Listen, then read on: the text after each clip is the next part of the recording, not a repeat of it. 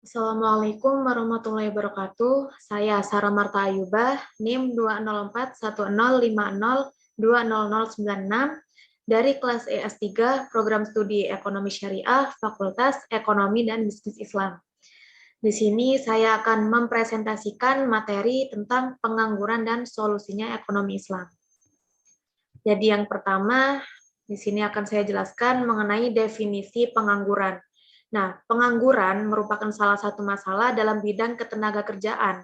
Masalah pengangguran merupakan masalah yang serius karena berhubungan langsung dengan pendapatan masyarakat. Nah, salah satu faktor yang menentukan kesejahteraan suatu masyarakat adalah pendapatannya. Adanya masalah pengangguran dapat menyebabkan berkurangnya pendapatan masyarakat yang pada akhirnya akan menurunkan tingkat kesejahteraan masyarakat. Nah, selain masalah dalam bidang ketenagakerjaan, pengangguran juga merupakan masalah dalam bidang ekonomi makro.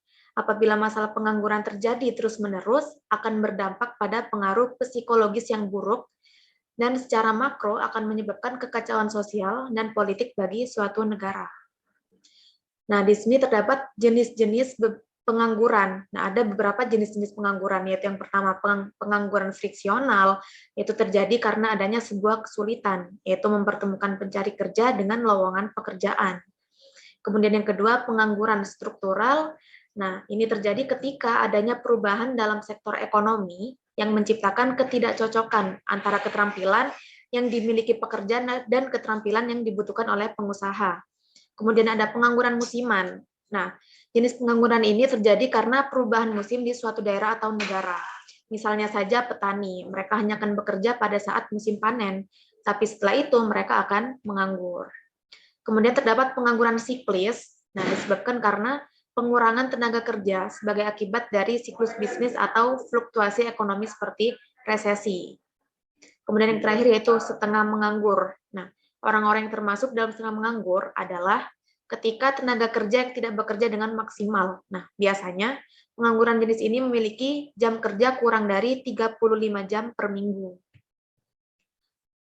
Kemudian kita membahas tentang penyebab terjadinya pengangguran. Nah, hal-hal yang menjadi penyebab pengangguran di Indonesia bukan hanya kurangnya lapangan pekerjaan dan kurangnya permintaan pasar, melainkan penyebab pengangguran di Indonesia sangat dipengaruhi oleh kemampuan, keterampilan, dan keinginan belajar para pencari pekerjaan.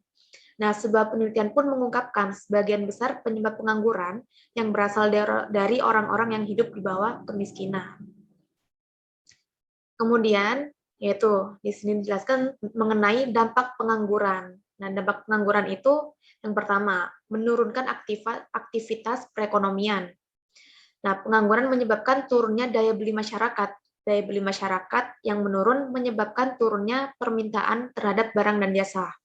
Kemudian yang kedua, menurunkan pertumbuhan ekonomi dan pendapatan per kapita. Orang yang tidak bekerja atau menganggur tidak akan menghasilkan barang dan jasa. Itu berarti semakin banyak orang yang menganggur, maka produk domestik bruto yang dihasilkan akan menurun. Nah, PDB akan menurun akan menyebabkan turunnya pertumbuhan ekonomi sekaligus turunnya pendapatan per kapita. Kemudian yang ketiga yaitu menurunkan penerimaan negara. Orang yang menganggur tidak memiliki penghasilan atau pendapatan. Itu berarti semakin banyak orang yang menganggur, akan semakin turun pula penerimaan negara yang diperoleh dari pajak penghasilan. Nah, yang terakhir kita akan membahas mengenai solusi mengatasi pengangguran. Nah, bagaimana sih mengatasi pengangguran? Nah, ada berbagai cara solusi dalam mengatasi pengangguran. Yang pertama yaitu penciptaan pertumbuhan ekonomi, yaitu dengan mendorong laju investasi sebagai penggerak pertumbuhan ekonomi dan menciptakan efek penggandaan.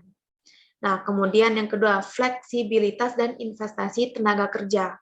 Berkaitan dengan tenaga kerja, saat ini pengusaha merasa beban yang harus ditanggungnya semakin berat, khususnya terhadap pekerja yang keluar, karena harus memberikan pesangon yang tinggi.